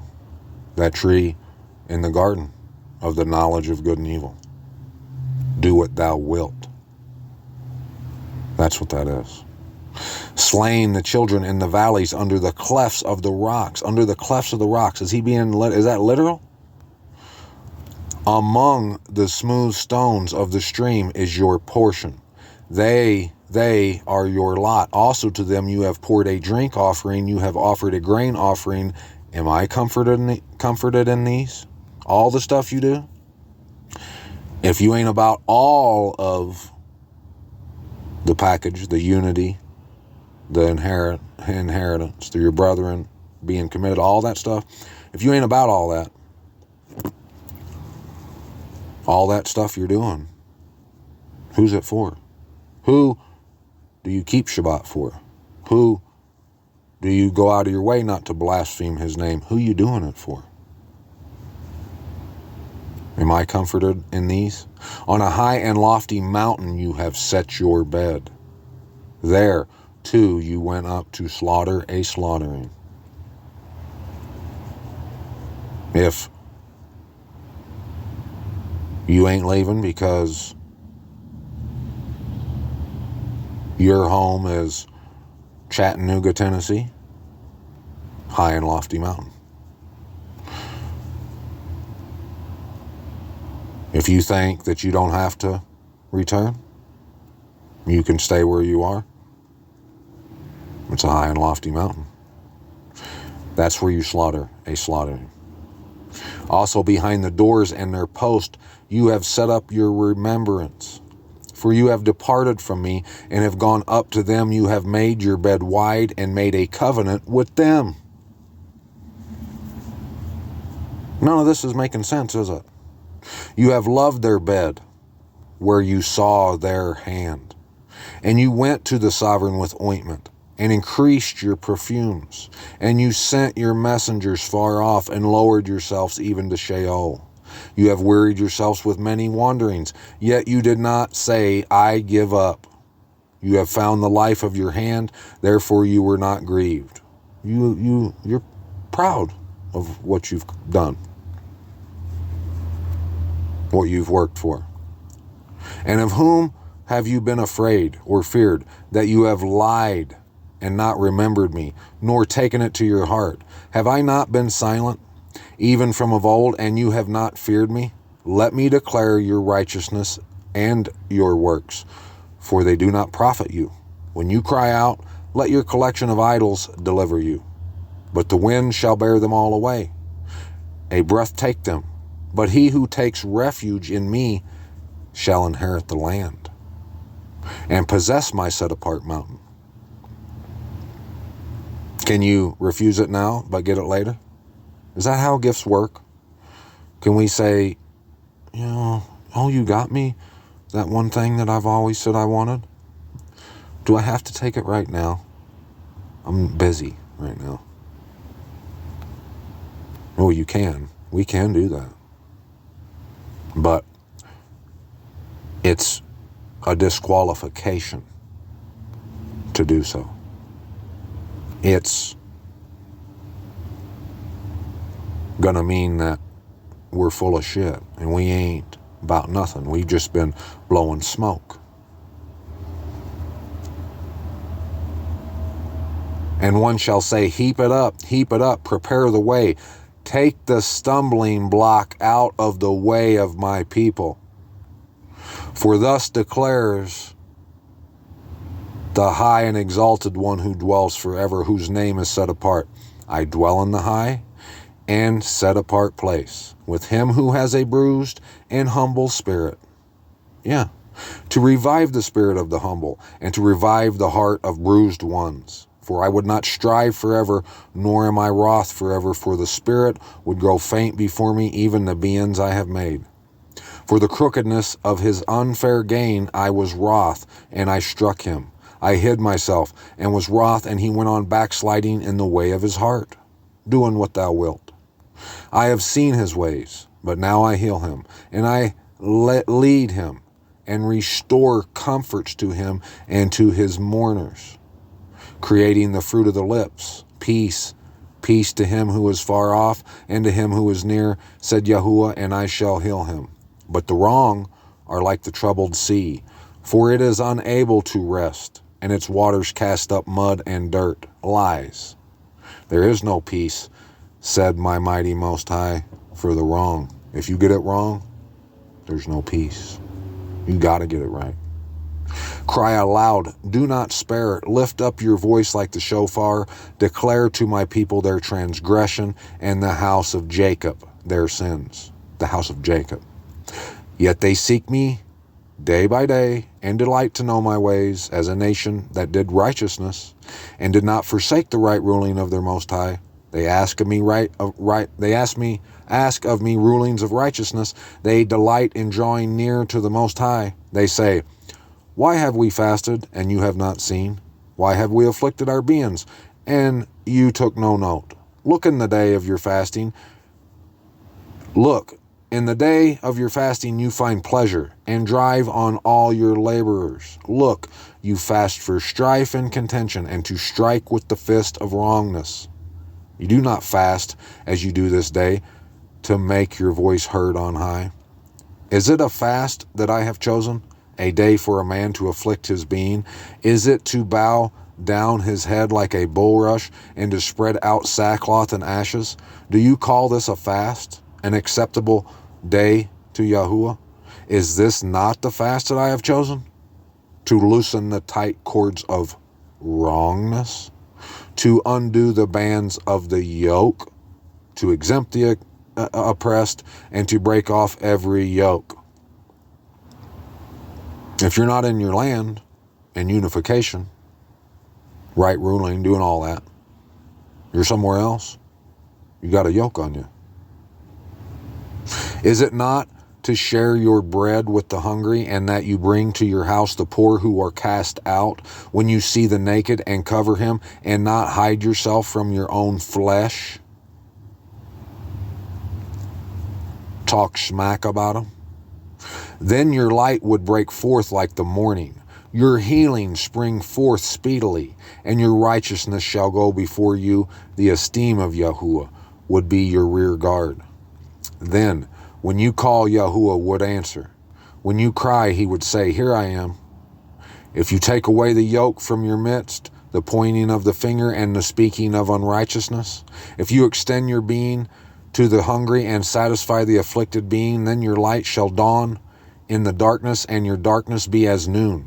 Then Yahuwah would guide you continually, that which is continual, and satisfy your being in drought, and strengthen your bones, and you shall be like a watered garden, and like a spring of water whose waters do not fail. And those from among you shall build the old waste places. You shall raise up the foundations of many generations, and you would be called the repairer of the breach, the restorer of streets to dwell in. Those from among you shall build the old waste places. That means that rules out raptured into it all being done, and you don't never have to deal with any of it. That's for someone else to deal with, and you just get to partake. No, you have to build it. If you do not turn back your foot from the Sabbath, from doing your pleasure on my set-apart day, and shall call the Shabbat a delight, the set-apart day of Yahuwah esteemed, and shall esteem it, not doing your own ways, nor finding your own pleasure, nor speaking your own words, then you shall delight yourself in Yahuwah, and I shall cause you to ride on the heights of the earth, and feed you with the inheritance of Jacob your father. For the mouth of Yahuwah has spoken. And oh yes, one part of all that inheritance is Shabbat, that we observe that. And there's high Shabbats where they're accompanying feast days where you are to be in the set apart place, doing that which is continual. It's a law, everlasting law, set apart convocation, a gathering, forever, continual. Look, the hand of Yahuwah has not become too short has not become too short to save, nor his ear too heavy to hear. But your crookednesses have separated you from your Most High, and your sins have hidden his face from you from hearing. For your hands have been defiled with blood, and your fingers with crookedness. Your lips have spoken falsehood, your tongue mutters unrighteousness. If you're saying we don't have to come home, I love you, I'm going to tell you. I'm not telling you because I'm picking on you, but that's unrighteous. Only unification, unity in all of it, all the inheritance, all that we claim to be, we must be. Otherwise, we're blowing smoke, which is unrighteous. Lies, deceit, lofty mountains, under every green tree, whatever, however you want to slice and dice. Because I love you, I must remind you that there's only one who does that. And it ain't you and it ain't me. No one calls for righteousness and no one pleads for truth. They trust in emptiness and speak worthlessness. They conceive trouble and bring forth wickedness. They have hatched adder's eggs and they weave the spider's web. Whoever eats their eggs dies. And when one is broken, an adder is hatched. Their webs do not become garments, nor do they cover themselves with their works. Their works are works of wickedness, and a deed of violence is in their hands. Their feet run to evil, and they hurry to shed innocent blood. Their thoughts are thoughts of wickedness, wasting and ruin are in their highways. Why would he say that? Wasting and ruin are in their highways. Does that mean that there's a lot of litter and garbage on the side, on the shoulders and in the ditches, and the weeds are growing up and no one patches the potholes and fixes the cracks? And is that what that means? Or is that's summed up everything he just said? Their feet run to evil, worthlessness, deeds of violence, emptiness. They don't plead for truth. They defiled with blood, all that. It can be figure of speech would be for you to just say, wasting and ruining are in their highways. Yeah.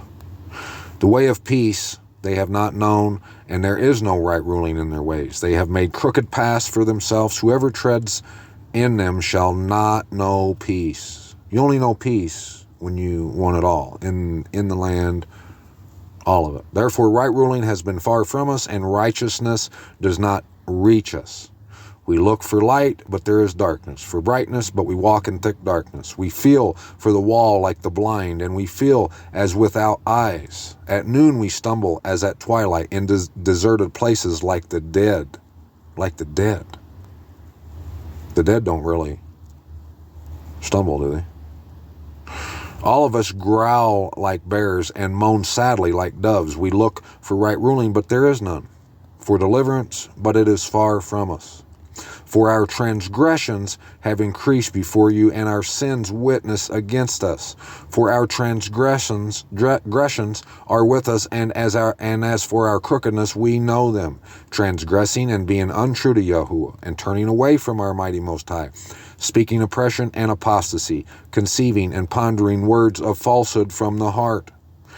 And right ruling is driven back, and righteousness stands afar off. For truth has fallen in the street, and right is unable to enter. And the truth is lacking, and whoever turns away from evil makes himself a prey. Yeah, they catch you by the heel. They don't want you working out. They don't want you eating right and living right and wanting to return to your inheritance. They'll do all they can do to prohibit that. Best believe. And Yahuwah saw, and it displeased him that there was no right ruling. And he saw that there was no man, and was astonished that there was no intercessor. So his own arm saved for him, and his righteousness upheld him. And he put on righteousness as a breastplate, and a helmet of deliverance on his head. And he put on garments of vengeance for clothing, and wrapped himself with the ardor as a mantle. There's more of that attire. According to their deeds, so he repays. Wrath to his adversaries, recompense to his enemies. He repays recompense to where? To the coastlands. Why not the inlands? Just the coastlands? Does anyone think that that's just, that he just said that just because, that there's no significance to him saying he repays recompense to the coastlands? If you don't see any significance in that, put a 1 in the comments. And let me assure you that all words are always all the way necessary. They're a must. They're just like that inheritance, that unity. It has to be all acknowledged, or all of it can't. None of it can. And they shall fear the name of Yahuwah from the west, and his esteem from the rising of the sun. When distress comes like a flood, the spirit of Yahuwah drives at it. And the Redeemer shall come to Sion, and to those turning from transgression in Jacob, declares Yahuwah. Those turning from transgression in Jacob shall come to Sion. As for me, this is my covenant with them, said Yahuwah. My spirit that is upon you, and my words that I have put in your mouth, shall not be withdrawn from your mouth, nor from the mouth of your descendants, nor from the mouth of your descendants' descendants, said Yahuwah, from this time and forever. Now, I've been wanting to come and read Song of Songs and let you see the most beautiful song ever written down, and how it is the song of Moshe and the Lamb, the renewed song of the renewed Jerusalem. Everything I've been singing. I was wanting to read that to you. Like, look here, verse 4, chapter 1. Draw me, we run after you. The sovereign has brought me into his inner rooms. We exalt and rejoice in you. We praise your carnal love more than wine. Rightly do they love you. Do you know what carnal love is? Carnal is of the flesh. We love your carnal love.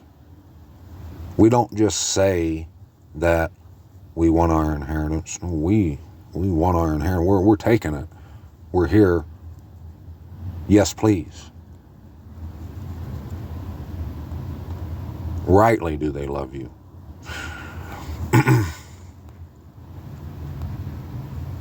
Make known to me, you whom my being loves, where you feed your flock, where you make it rest at noon. For why should I be as one who is veiled beside the flocks of your companions? Don't be veiled. It's not a good look, my brother or my sister, my friend, my mish. If you do not know, O beautiful among women, go in the footsteps of the flock and feed your little goats beside the shepherd's dwellings. No, I'm not going to read this just yet, and that's all it is. It's a Song of Songs, baby. No, the first step in recovery is understanding, acknowledging denial, dealing with denial, admitting that there's a problem, lamenting the problem. Then you can come out and sing and shout for joy. But until then, because you ain't here, and if you're still fighting it, I mean, obviously, you the sojourners, the wanderer, the exile, he can't find the truth of his place of origin until he first realizes that the place where he currently dwells isn't his place of origin. Until he realizes that he don't belong there, he'll never be able to look for the way out, for the way home. And there's no place like home. How she sits, the city once great with people, like a widow she has become, one great among the nations, a princess among provinces has become a slave. She weeps bitterly at night, and her tears are upon her cheeks. Among all her lovers there is no comforter for her. All her friends have betrayed her. They have become her enemies. Yehuda has gone into exile because of affliction and because of harsh labor. She has dwelt among nations. She has found no rest. All her pursuers have overtaken her between narrow places. The ways to Sion mourn, for no one comes to the appointed times. All her gates are deserted. Her priests sigh. Her maidens are afflicted, and she has bitterness. Her adversaries have become chief. Her enemies have become at ease. For Yahuwah has afflicted her because of her many transgressions. Her children have gone into captivity before the enemy, and all the splendor has departed from the daughter of Zion. Her rulers have become like buck. They have found no pasture, and they go powerless before their pursuer. In the days of her affliction and wandering, Jerusalem remembered all her precious matters she had in the days of old. When her people fell into the hand of the enemy, with no one to help her, the adversaries saw her, they mocked at her destruction. Jerusalem has sinned greatly, therefore she has become defiled. All who esteemed her despised her, because they have seen her nakedness. She herself has sighed and turned away. Her uncleanness is in her skirts. She did not keep in mind her latter end, and has gone down appallingly. There was no one to comfort her. See, O Yahuwah, my affliction, for the enemy has made himself great. The adversary has spread his hand over all her precious matters. Indeed, she has seen. The nations have entered her set-apart place, those whom you commanded not to enter your assembly. All her people are sighing, seeking bread. They have given their precious matters for food to bring back life. See, O Yahuwah, and look, for I have become despised. Is it not to you, all you who pass by? Look and see if there is any pain like my pain. This is Sion speaking. Which has been brought on me, which Yahuwah has inflicted on me in the day of his burning displeasure. From above he has sent fire into my bones, and it empowered them. He has spread a net for my feet and turned me back. He has laid me waste and faint all the day. The yoke of my transgressions have been bound by his hand, woven together and thrust upon my neck. He has made my strength stumble. Yahuwah has given me into hands which I am unable to withstand. Yahuwah has trodden down all my strong men in my midst. He has called an appointed time against me to crush my young men. Yahuwah has trodden down as in a winepress the maiden daughter of Yehuda. This is why I weep. My eye is running down with water, because the Comforter, who could bring back my life, has been far from me. My children are stunned, for the enemy has prevailed. Sion spreads out her hands. There is no comforter for her. Yahuwah has commanded concerning Jacob. His neighbors are his adversaries. Jerusalem has become an uncleanness among them. You know who that comforter is? Who he's saying wasn't there at that time? The truth. Yahuwah is righteous, for I rebelled against his mouth. Hear now, all peoples, and see my pain. My maidens and my young men have gone into captivity. I called for my lovers, but they deceived me. My priests and my elders breathed their last in the city, while they sought food to bring back their life. See, O Yahuwah, that I am in distress. My inward parts are boiling up. My heart is overturned within me, for I have been very rebellious. From without the sword has bereaved. At home it is like death. They have heard that I sighed, with no one to comfort me. All my enemies have heard my calamity. They have rejoiced that you have done it. You shall bring on the day that you have announced, so let them become like me. Let all their evil come before you, and do to them as you have done to me for all my transgressions.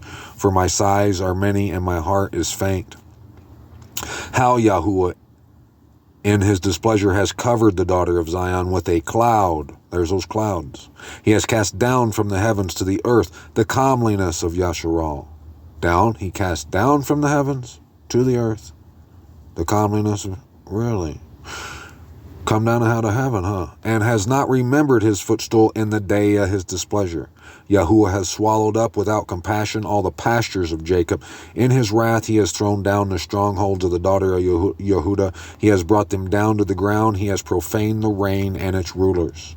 In the heat of displeasure he has cut off every horn of Yasharal. He has withdrawn his right hand from before the enemy, and he burns against Jacob like a flaming fire, consuming all around.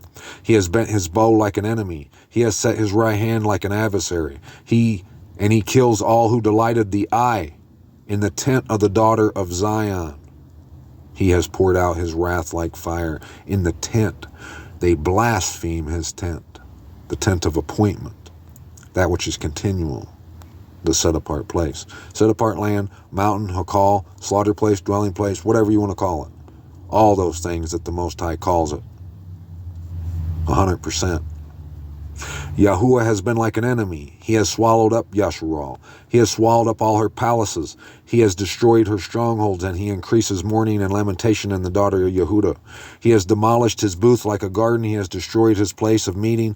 Yahuwah has made the appointed times and Sabbaths, Shabbats, to be forgotten in Sion, and despises sovereign and priest in his raging displeasure. Yahuwah has cast off his slaughter place. He has rejected his set-apart place. He has delivered the walls of her palaces into the hand of the enemy. They have made a noise in the house of Yahuwah as on the day of an appointed time. Yahuwah has planned to destroy the wall of the daughter of Zion. He has stretched out a line. He has not turned back his hand from destroying, and he has made the rampart and wall to lament. Together they have languished. Her gates have sunk into the ground. He has destroyed and broken her bars. Her sovereigns and her rulers are among the nations. The Torah is no more, and her prophets have found no vision from Yahuwah.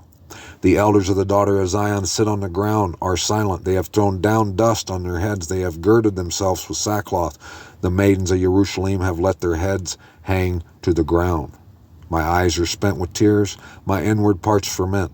My bile has been poured out on the ground because of the destruction of the daughter of my people, as children of the infants languish in the streets of the city. They say to their mothers, "Where is grain and wine?" As they languish like the wounded in their streets, the streets of the city, the wounded, mark of the beast, as their life is poured out in their mother's bosom. How shall I admonish you? To what shall I compare you, O daughter of Jerusalem? To what shall I liken you to comfort you, O maiden daughter of Sion? For your breach is as great as the sea. Who shall heal you? Your prophets have seen falsehood and folly for you, and have not shown you your crookedness, to turn back your captivity, but their visions for you are false and misleading messages. All who pass by have clapped their hands at you. They have whistled, and they shake their heads at the daughter of Jerusalem. Is this the city that is called the perfection of loveliness, the joy of all the earth? All your enemies have opened their mouth against you. They have whistled and they gnashed their teeth. They say, "We have swallowed her up. This is certainly the day we waited for. We have found it. We have seen it." Yahuwah has done what he planned. That flying scroll landed that was written on the front and the back. And they're going to get it. Destruction. Front to back and side to side. He has filled his word which he commanded in the days of old. He has torn down without compassion, and he has let your enemy rejoice over you. He has exalted the horn of your adversaries. Their heart cried out to Yahuwah, O wall of the daughter of Zion, let tears run down like a river day and night. Give yourself no numbness, let your eyes have no rest. Arise, cry out in the night at the beginning of the watches. Pour out your heart like water before the face of Yahuwah. Lift your hands towards him for the life of your young children who languish from hunger at the head of every street. At the head of every street. That means they languish because they don't know how to come home. Yes. See, O Yahuwah, and look attentively, to whom have you done this? Should the women eat their offspring, infants of a handbreadth? Should the priest and the prophet be killed in the set-apart place of Yahuwah? Young and old lie on the ground in the streets. My maidens and my young men have fallen by the sword, by the word. You have killed them in the day of your displeasure. You have slaughtered without compassion. Would you proclaim, as in a day of appointed time, the fears that surrounded me? And no one escaped or survived in the day of the displeasure of Yahuwah. Those whom I have nursed and brought up, my enemy has destroyed.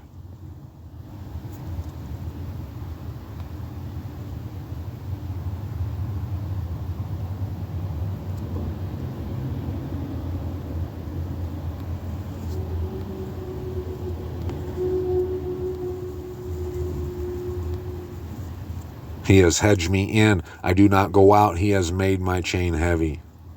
Those chains of the pit. He has blocked my ways with hewn stone. He has made my paths crooked. A lion in hiding.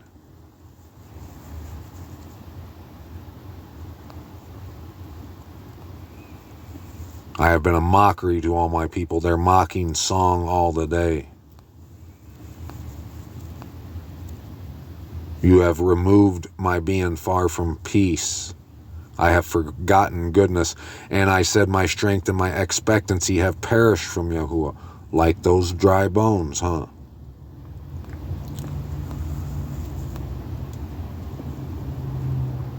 And I recall to my mind, therefore I wait, the loving commitments of Yahuwah, for we have not been consumed, for his compassions have not ended. They are good every morning. Great is your trustworthiness. Yahuwah is my portion, says my being. Therefore I wait for him. Yahuwah is good to those waiting for him, to the being who seeks him. It is good both to wait and to be silent for the deliverance of Yahuwah. It is good for a man to bear yoke in his youth. Let him sit alone and be silent, because he has laid it on him. Let him put his mouth in the dust. There might yet be expectancy. Let him give his cheek to the one who strikes him. He is filled with reproach. For Yahuwah does not cast off forever. For though he afflicted, yet he shall show compassion according to the greatness of his loving commitments. For he has not afflicted from his heart, nor does he grieve the children of men, to crush under his feet all the prisoners of the earth, to turn aside the right ruling of man before the face of the Most High. Oh, wrong a man in his cause. This Yahuwah does not approve. Who was it that spoke, and it came to be? Has Yahuwah not commanded it? Do not the evils and the good come out of the mouth of the Most High? What, should mankind complain, a living man, because of his sins? Let us search and examine our ways and turn back to Yahuwah. Let us lift our hearts and hands to El in the heavens and say, We have transgressed and rebelled. You have not forgiven. You have wrapped yourself with displeasure and pursued us. You have killed, you have not shown compassion. You have wrapped yourself with a cloud so that prayer does not pass through. You make us as scum and refuse in the midst of the peoples of the peoples. All of our enemies have opened their mouth against us. Fear and a snare have come upon us, shame and ruin. Streams of water run down my eye for the ruin of the daughter of my people. My eye flows out and does not cease without stopping until Yahuwah looks down and sees from the heavens. My eye pains my being because of all the daughters of my city. My enemies hunted me down like a bird without cause. They have cut off my life in the pit, and they threw stones at me. Waters flowed over my head. I said, I am cut off. I called on your name, O Yahuwah, from the lowest pit. You have heard my voice. Do not hide your ear from my groaning, from my outcry. You drew near on the day I called you. You said, do not fear. O Yahuwah, you did plead the cause of my being. You have redeemed my life. O Yahuwah, you have seen my oppression. Judge my case. You have seen all their vengeance, all their plans against me. You have heard the reproach, O Yahuwah, all their plans against me. The lips of those rising against me and their scheming against me all the day. Look at their sitting down and their rising up. I am their song. Repay them, O Yahuwah, according to the work of their hands. Give them a veiled heart, your curse upon them. Your curse. Pursue and destroy them in displeasure from under the heavens of Yahuwah. From dim the gold has become. How dim the gold has become. The fine gold changed. The stones of the set apart place are scattered at the head of every street. The stones of the set apart place are scattered at the head of every street. They're not where they belong. In this, the sin of Jacob is covered. That the stones of the slaughter place are smashed and beaten into dust.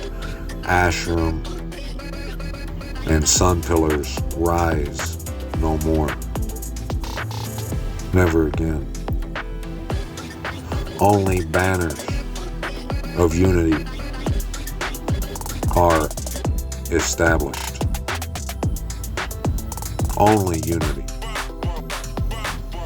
And nothing but unity.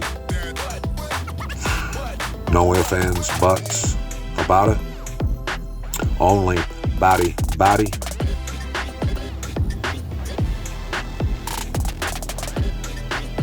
And if you ain't by now, what's it gonna take? If you ain't by now, but you say you're a child of the Most High, Abba Yahuwah, the Most High, our wonderful Creator, our righteousness,